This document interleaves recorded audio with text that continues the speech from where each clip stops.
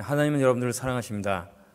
이 새벽에도 우리 기도의 자리에 나오신 우리 성도들에게 하나님의 귀한 응답의 축복이 넘치시기를 바랍니다. 오늘 말씀은 개구리 재앙 이후에 이제 네 번째 재앙이 시행되는 것을 보게 됩니다. 애굽 왕 바로는 두 번의 재앙으로도 이스라엘 자손을 보내주겠다고 약속을 다시 어깁니다. 이 재앙이 거두어진 후 약속 이행을 바로 거부를 하죠. 그래서 하나님께서 세 번째와 네 번째 재앙을 즉각 시행하십니다. 처음 두 재앙은 모두 나일강과 관련돼 있었습니다. 하나님은 애굽 사람들이 숭상했던 나일강과 또 그 안에 사는 풍요의 상징인 개구리가 오히려 재앙이 될 수 있음을 그들에게 보여주셨죠. 이제 하나님은 애굽 사람들이 살고 있는 땅을 재앙으로 변화시키십니다. 그리고 이제부터는 애굽의 요술사들이 감히 그것을 흉내내는 것조차 불가능하도록 하시죠. 세 번째 재앙은 굉장히 간결하게 묘사하고 계십니다. 이스라엘 자손을 보내라는 하나님의 명령도 없고 재앙을 멈추게 해달라는 바로의 간청도 없습니다. 심지어 재앙이 멈추었다는 언급조차 보이지 않습니다. 이것은 마음을 완악하게 된 바로가 약속한 것을 지키지 않은 것에 대한 하나님의 즉각적인 심판을 의미하고 있기 때문이 그렇습니다. 모세가 전한 말씀대로 아론이 지팡이를 들어서 땅에 티끌을 치자 애굽의 온 땅의 티끌이 이가 됩니다. 그리고 그 이가 사람과 가축에 올라와서 들러붙게 되죠. 애굽 사람들은 이 땅을 신의 몸이라고 생각했습니다. 그래서 이 땅을 신의 몸이라고 생각해서 이름을 개부라는 그런 이름도 붙였습니다. 기록에 보면 밀과 보리가 개부의 갈비뼈와 등에서 자란다라는 기록이 이집트의 문헌에 나와 있을 정도죠. 그들이 섬기는 이 신의 몸, 이 땅, 개부의 몸에서 양식을 빨아먹고 산다라고 생각했습니다.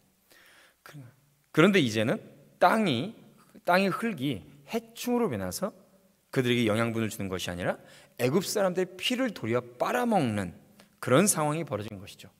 게다가 이 이적부터는 애굽의 요술사들이 흉내조차 낼 수 없도록 해버리십니다. 요술사들은 바로에게 이 현상이 하나님의 권능으로 되었다라고 먼저 고백을 하죠. 거짓 우상을 섬기고 앞장서서 그 거짓된 신들을 섬기게 하는 사람들이 도리어 입에서 이것은 하나님의 권능으로 된 것이다 라고 먼저 고백합니다. 이 하나님의 권능으로 됐다라는 말을 직역하면 하나님의 손가락에서부터 하나님의 손에 의해서 이 권능이 나타났다라는 것을 말씀하고 계시는 것이죠. 하나님은 애굽 사람들의 엉터리 세계관을 무너뜨리십니다. 그리고 하나님의 권능을 흉내내는 거짓 요술사들조차 거기에 굴복하여서 하나님의 권능이다라고 스스로가 고백하게 만들어버립니다. 하지만 바로는 여전히 마음을 바꾸지 않고 더 큰 재앙으로 치달아 달려들어가죠. 이제 날씨가 더워지고 여름이 되면 요즘 또 벌써부터 보이는 것 같습니다. 가게마다 이렇게 네모난 모양으로 해가지고 이 전기로 된 해충 퇴치기를 이렇게 걸어놓죠. 거기 보면 이제 벌레들이 그 해충 퇴치기를 향해서 막 날아갑니다. 그래서 거기서 타서 죽습니다. 근데 가만히 자세히 보면 앞에 날아가는 벌레가 타 죽는 거를 뒤에 있는 벌레가 보면서 날아가서 또 가서 죽습니다. 마치 죄악으로 인하여서 그 징계, 그 죄악을 통한 어떤 징벌과 재앙으로 달려가는 죄인의 모습과 너무나도 흡사하지 않나라는 생각을 저는 그거를 볼 때마다 합니다. 바로가 바로 그런 거죠. 계속되는 재앙, 자신의 백성들이 죽어가고 병들어가고 또 자신의 가족들조차 그렇게 죽어가고 병들어감에도 불구하고 자신의 완악한 마음을 바꾸지 않고 계속해서 재앙으로 치닫고 있는 그런 죄인들의 대표적인 모습을 보여주는 것이죠. 나일강이 피가 되고 개구리가 창궐하고 온 땅이 티끌이 이가 되는 재앙에도 불구하고 바로는 절대 마음을 돌이킬 생각을 하지 않습니다. 하나님은 이제 모세를 통해서 다시 한번 바로에게 같은 말씀을 전하십니다. 듣기를 거부하면 파리떼가 애굽의 온 땅을 덮게 될 것이다 라고 경고하시죠. 여기서 파리떼로 번역된 이 말씀은 섞여 있는 물이다 라는 의미입니다. 그러니까 파리가 한 종류가 아니라 섞여 있는 거죠. 그래서 유대인들은 이 단어를 들짐승떼로 해석하기도 합니다. 그래서 이 파리라고 번역된 단어는 우리가 흔히 볼 수 있는 그 지파리 이런 게 아닙니다. 물론 그 파리가 많은 것도 엄청나게 징그럽고 또 무섭기도 하고 굉장히 더럽기도 합니다.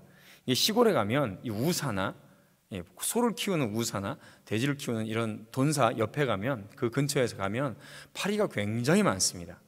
그래서 매일매일 파리를 수백 마리씩 죽여도 파리가 끊이지 않습니다.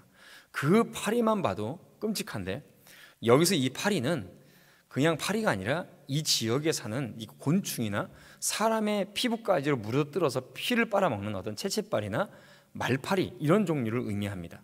그리고 또 그것뿐만 아니라 섞여 있는 해충입니다. 24절 말씀해 보면 이들이 땅을 헤쳤다는 것으로 미뤄보아서 그 안은 일종의 딱정벌레나 또는 투구풍뎅이 같은 흙이나 땅의 질까지도 헤쳐버리는 그런 해충들이 같이 섞여 있는 거죠.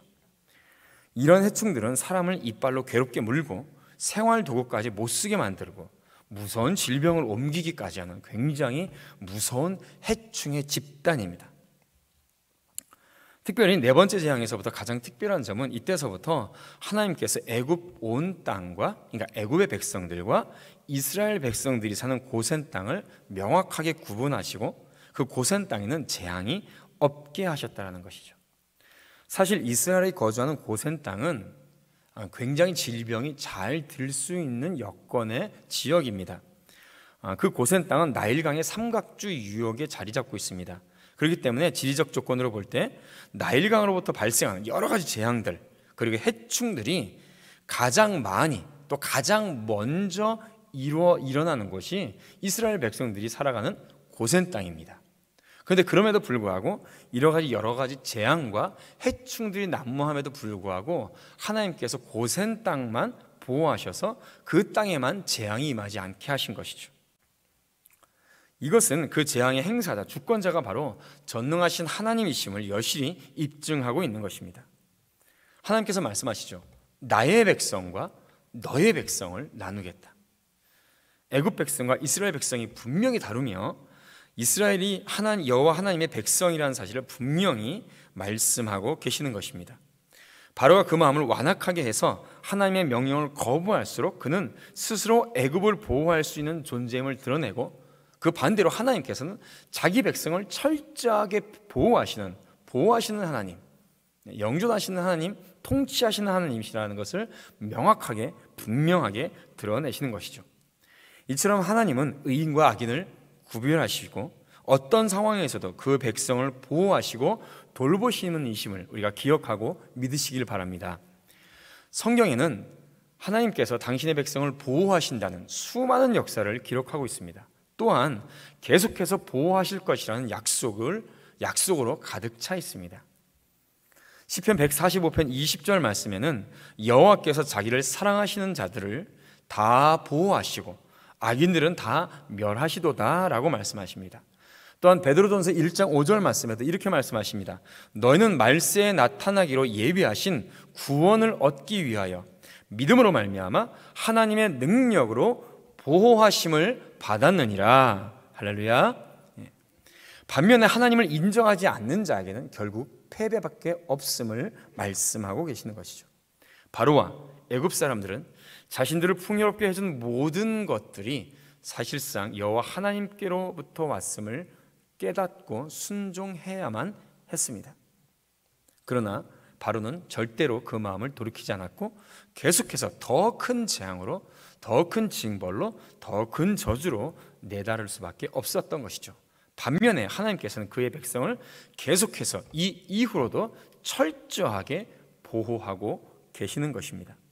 그러므로 우리가 이 땅에 살아갈 때에 사탄이 우리를 아무리 공격하고 우리를 넘어뜨리려고 할지라도 하나님께서 우리 성도들을 보호하신다는 것을 끝까지 믿고 그리고 참고 견디고 승리하시길 바랍니다.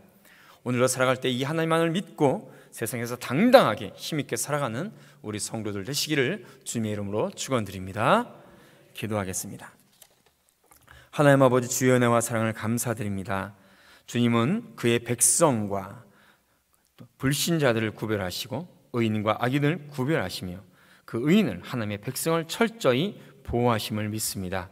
우리가 이 땅을 살아갈 때 사탄은 우리를 넘어뜨리려고 하고 가진 박해와 핍박으로 우리 성도들의 신앙을 흔들고 넘어뜨리려고 합니다. 주여, 그럴 때 우리의 연약함을 너무나도 잘 아시는 주님, 저희들을 보호하시고 저희들을 돌보아 주시옵소서. 우리가 약할 때 강함 주시고 근심과 걱정 가운데 있을지라도 기도 안에서 평안함과 축복을 누릴 수 있는 귀한 성도를 낼 수 있도록 주여 인도하여 주시옵소서. 이 시간에 기도를 나눈 모든 성도들의 기도에 응답하여 주시고 갑절의 복으로 더하여 주시옵소서. 오늘 하루도 하나님만 믿고 이 땅에서 힘있고 당당하게 능력 있게 살아가는 우리 귀한 성도들 되게 하여 주시옵소서. 감사드리며 예수님의 이름으로 기도드리옵나이다. 아멘.